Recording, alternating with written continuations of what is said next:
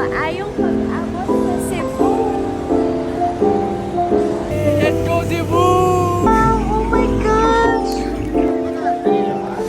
Dami.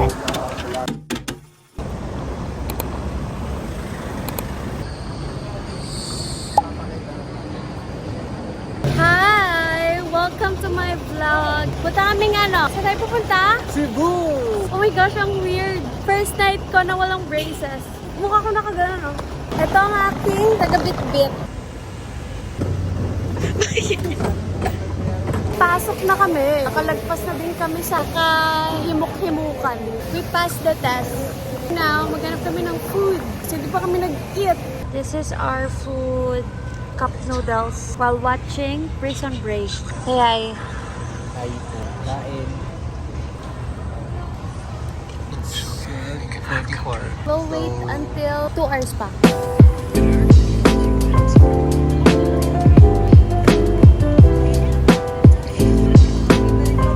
Fit check. I'm gonna leave my keys right here. Wallet, travel crew, My car will be five, balance. And my bag is beyond the 5. Adidas and my long sleeve Cardo Dalisa. pants. Uniqlo. New Balance. Rewarding.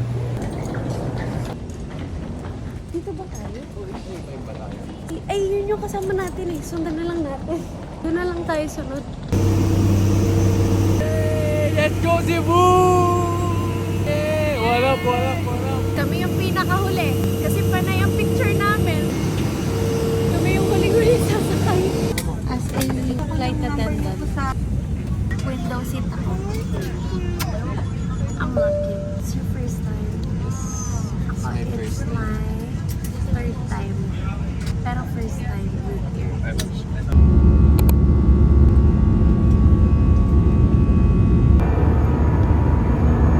Ang ganda ng sunrise. Ang ganda.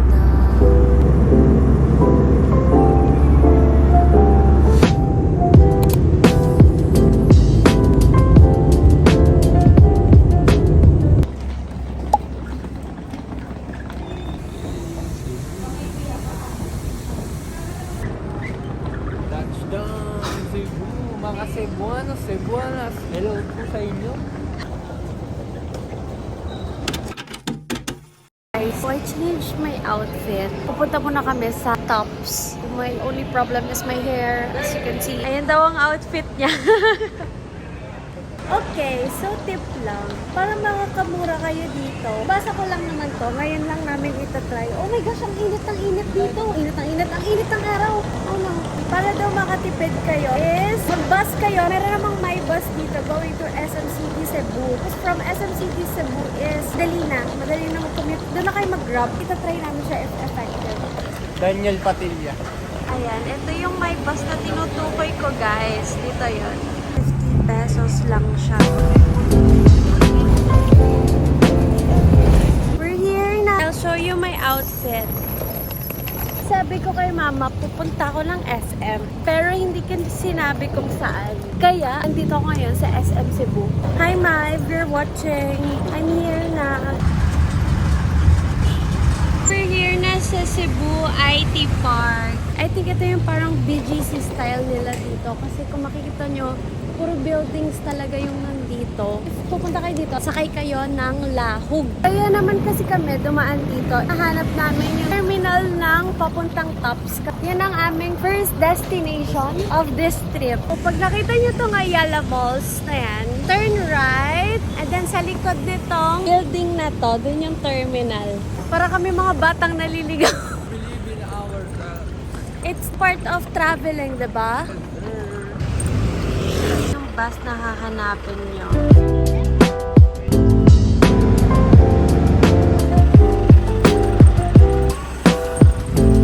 We're here na sa Tops. 200 pesos lang siya. Balikan na. And kasama na yung entrance fee doon dito sa Tops. Pero kung mag-walk-in ka kasi dito is 100 pesos.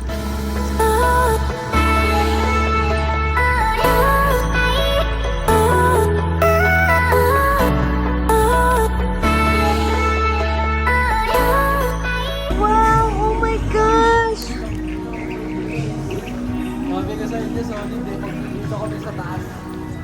lang ha, wala pa kami sa pinang ano eh.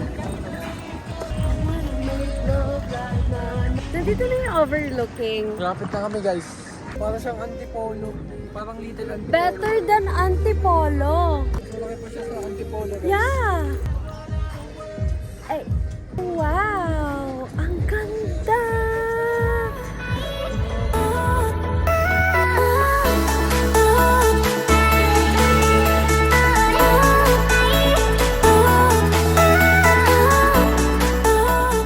And ito is mga restaurants. Iikot kami dyan mamaya. Basta sobrang ganda. Ganda! Sabay ka. Ayan guys, kung gaano kaganda kalawak ko. Nakikita niyo yung separation ng city, province nila. Ang ganda! Parang buong Cebu, makikita mo dito. May mas mataas pa. Yung mga upuan nila is constructed. Yes, Parang DIY. Recyclable. Recyclable. Recyclable. Recyclable. Baliw. Kupal ka ba? Isa ka nga palang kupal. Kupal ka ba? This one is from Broken Chairs. Ang ganda pumunta dito 10 a.m. Kasi kapag pa-sunset, maganda sunset dito. Oo. Kaso sobrang daming tao. At 10 a.m. kayo pumunta, sobrang konti. Parang 4 na groups lang kami dito. Ay. Ay. Ay. Ay. Ay. Ay. Ay. Ay. Ay. Rans, guri-guri. Merong Bose Coffee, Steakhouse, pagkakalami. Ito yung kuweba-kuweba nila. So aesthetic. Ganda. Dito kami mag-lunch sa Lolo Pinoy Lechon de Cebu. Here's our food. So, the food was good. Pero nakakainis talaga. I don't know. Ganito kasi fresh air kasi yung restaurant doon. Tapos nalamok siya. As So, in, kanina pa siya ganun ang galing. pantal na ako. Diba? Pag nangangati ka, gumagano na ako. Oh. Ang lakas na ng stomp ko. Pero wala, deadma sa kanila. Okay yung food, pero the service was, alam mo lang sila like, disinfectant ba? Or, I don't know. New outfit. Ano akala nyo? It's a new day? No, nagpalit lang kami ng outfit. We're back at IT Park. Pupunta naman kami ng 10,000 Roses. Sinahanap lang namin ng... Yaing Cordoba. Honestly, madali mag-commute dito sa Cebu. Basta marunong ka magtanong. Ang astig ng jeep nila dito. May sari-sariling electric fan. Ang love it. Ang sarap.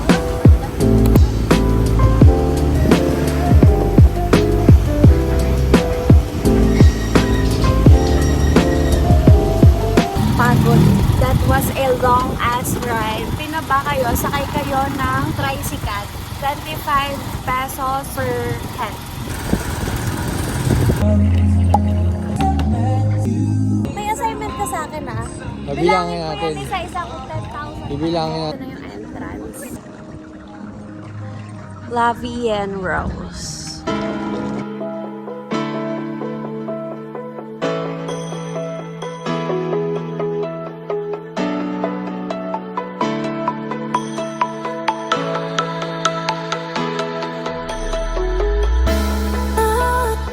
So, what's the catch? Ito yung cafe nila. And this is the menu. Hindi na kami bibili because I think it's overpriced. And for the place, I think sucks lang. Ano, uwi na tayo. Hindi siya masaya. We traveled for almost 1 hour and we stayed for like 10 minutes. 6 out of 10. I think great siya pag may friends ka and kakain kayo, mag-spend time. Pero if nandun ka for the view, I think it's a no for me. This is the reality. I'm not bashing, pero yeah. Guys, we're so tired na. Dito kami ngayon sa Chikaan sa Cebu. Isang bang Amity Bicol Express. plus rice. Sister, parang gusto ko ng ice cream. Pag pupunta kayo ng 10,000 Roses, medyo maging aware, alert. enthusiastic. Maging masiyasat kayo sa bagay-bagay. What's masiyasat? Kapag matsyag kayo, Merong tataas ng price. Well, nakita namin ang per ride is 20 pesos. Pero sabi nung tricycle driver is 25, which is wala na namang kaso kasi 5 pesos lang naman pinagdad niya. Ngayon, nung pauwi na kami, magkano pauwi? 150 per head? Sabi, di kami pumayag. Binaba niya, sabi niya, sige 120 na lang. Di talaga kami pumayag. Hindi na lang, mayroong mabait na nag-approach sa amin. may sumigaw na, sige, sakay ko kayo, si Tenta na lang. Training siya, nakakapagod siya. Hindi naman to para siraan. Everything with that place is so disappointing kasi tinatake advantage nila yung mga turista na mga walang idea sa fare regulations dito.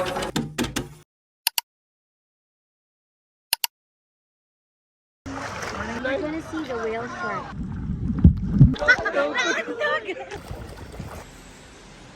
Dami!